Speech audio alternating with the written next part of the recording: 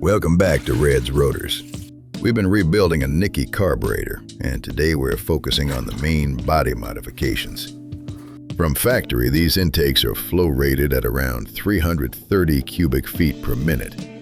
So the aim is to give this carburetor more room to breathe and open the C.F.M rating up in the 400s. To do this, we're going to enlarge and reshape all 4 venturis, followed by removing any unnecessary material of the booster arms to promote more airflow. But let me tell you now, unless you have no social life like Red over here, this process may chew up most, if not all, of your free time in the day. I mean, if you drew up a chart with a gains to time ratio, you might be a little put off by this extensive process. But rest easy. That simply rebuilding your Nikki without these main body modifications will still earn you some points with the rotary gods. More so if you follow some of these steps. Another thing to note with these mods is that with the introduction of more air, the original jetting will now be too lean, and to correct the air-fuel ratio, some tuning will be required, ideally with a wide-band air-fuel ratio gauge. Bore the smaller primary venturis out no further than 24 millimeters.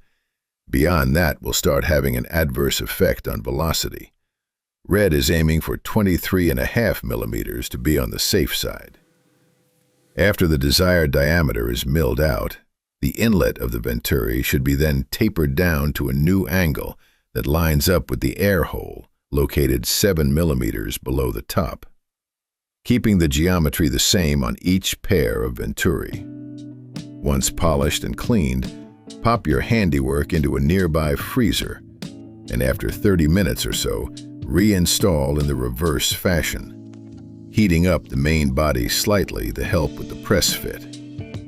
Red throws a little Loctite at it, but you just suit yourself. Just don't block the small hole communicating with the secondary diaphragm. Last, and possibly least, comes reducing the booster extension arms. And if you really don't value your spare time, or just want to hide away in your garage with a mundane task, you could shape the back of the arms into a more aerodynamic shape, completely unnoticeable to everyone except your motor, who might give you an additional horsepower. Or not. I really don't know. Next, we best get all the jets and air bleeds back in and break open a rebuild kit for the accelerator pump diaphragm. All that to look forward to on the next one. Until then, happy rotoring.